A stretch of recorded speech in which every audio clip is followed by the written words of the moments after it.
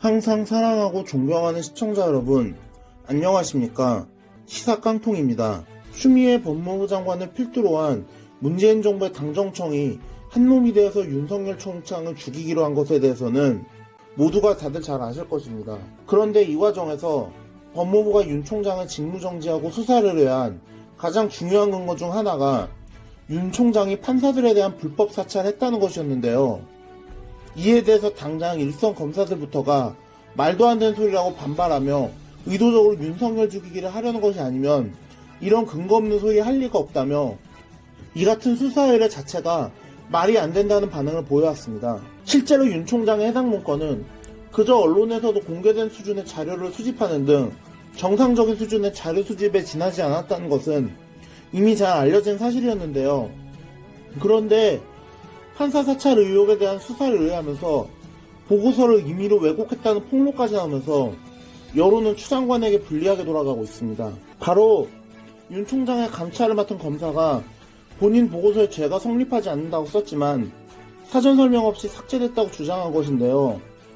법무부 감찰관실에서 파견 근무를 하는 이정화 검사는 검찰 내부망에 글을 올려 자신이 판사 사찰 의혹 법리 검토를 담당했다고 밝히면서 판결문들을 검토 분석한 결과 문제가 된 주요 사건 재판부 판 문건으로 직권남용죄가 성립하지 어렵다고 결론 내렸고 감찰 담당과신 검사들도 같은 결론을 내려 기록에 넣었지만 문건 작성 경위를 아는 사람과 접촉을 시도하던 도중 갑작스럽게 윤 총장 직무집행 정지 결정이 내려졌고 급기야 수사 의뢰까지 이뤄졌다는 내용의 글을 올리며 왜 이런 식으로 보고서가 왜곡 작성되었는지 모르겠다고 황당하다는 반응을 보였습니다.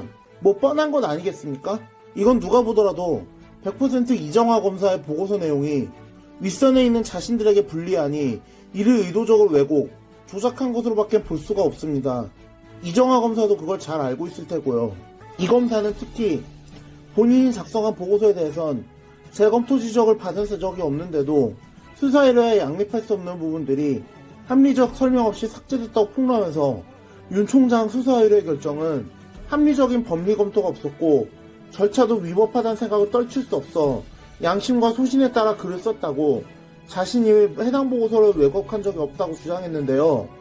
이에 대해 법무부 감찰 담당관실에서는 보고서 일부가 삭제된 사실이 없고 이 검사가 최종 작성한 보고서는 감찰 기록에 그대로 실려있다고 바로 반박했습니다. 하지만 문건이 직무 범위를 벗어나 징계 사유로 볼 수 있다는 점엔 이견이 없었다면서도 죄가 성립한다고 단정하기 어렵다는 의견이 있었다고 인정하면서 추가 문건이 있을 수 있어서 신속한 강제 수사 필요성이 있었고 심각성을 고려해 징계와 별도로 수사를 이했다고 주장했지만 이건 결국 둘 중 하나가 거짓말하고 있다는 소리밖에 안 됩니다. 누가 거짓말하고 있을지는 다들 잘 알고 계시겠지만요. 어쨌든 윤 총장에 대한 직무배제와 징계 청구를 제고해달라는 검사들의 집단 성명이 계속 이어지는 가운데 이렇게 직접 감찰을 진행한 법무부 담당자의 내부 고발까지 나오면서 이번 갈등은 결국 둘 중 어느 한쪽이 완전히 파멸하기 전에 끝나지 않을 것으로 보입니다.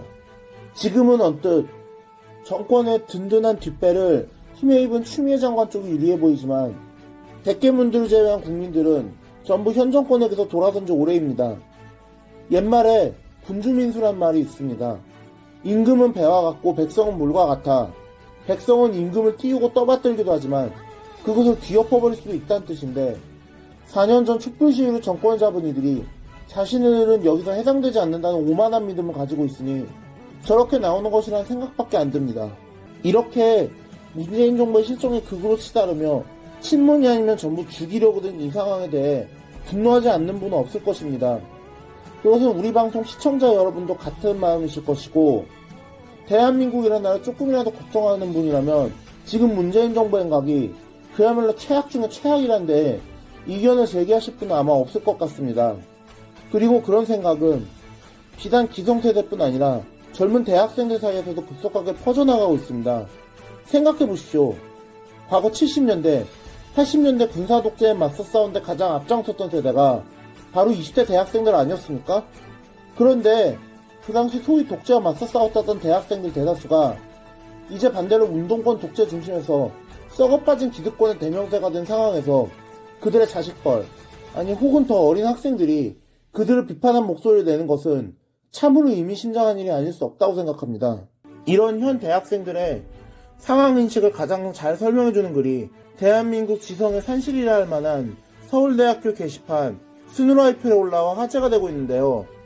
27일 오전에 익명의 게시자가 올린 박근혜 대통령님 미안합니다라는 제목의 이 글은 최근 추미애 법무부 장관이 윤석열 검찰총장을 납득할 수 없는 이유로 직무배제를 실시하고 잘못된 부동산 정책 때문에 전셋값이 폭등하는 등 문재인 정부의 연이은 헛발질로 국민들이 고통받고 있는 이 상황에 대해 박근혜 정부 때 비판을 받았던 당시 여권 인사들의 행보가 현재 문재인 정부에 비하면 낮다고 지적하며 매우 촌철살인으로 풍자하며 비판했습니다.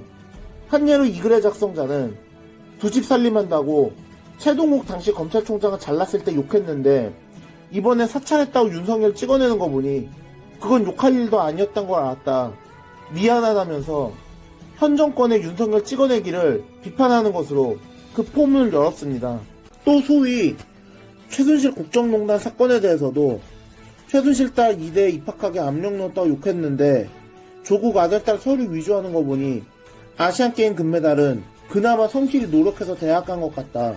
미르 K스포츠 만들어서 기업 돈 뜯는다고 욕했었는데 옵티머스 프라임 보니 서민좀 몇 도 뜯는 것보다 기업 돈 몇천억 뜯어 쓰는 게 훨씬 나은 것 같다고 문재인 정부의 대책 없는 묻지마식 증세 정책을 비판했습니다. 진짜 저도 그 당시에는 왜 기업들 돈을 뜯어다가 재단을 만드냐고 박근혜 대통령을 비판했었는데 그 당시 미르, K스포츠 재단은 물론 담배값 올리기에 통한 간접세 증세를 그렇게도 비판했던 당시 야당, 즉 현 여당 인사들이 자신들이 세금을 올리는 것은 아무렇지 않게 하는 것을 보면서 정말 할 말이 안 나왔습니다. 박근혜 정부가 올리는 것만 비판받아 마땅한 행위인 것이고 자신들이 올리는 것은 아무렇지도 않은 그런 일인 것입니까? 정말 화가 납니다.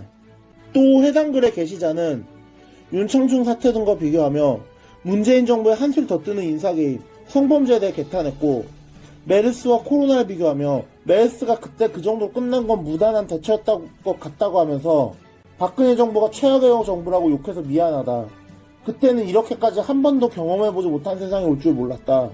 미안하다고 글을 마무리했습니다. 정말 문재인 정부 투표한 사람들이 저 서울대생의 글을 보고 무슨 생각을 할까요?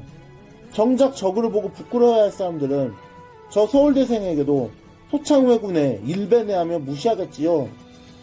저 서울대생의 절규어린 목소리가 참으로 안타깝게 들리는 이유입니다. 오늘의 영상은 여기까지였습니다. 들어주셔서 감사합니다.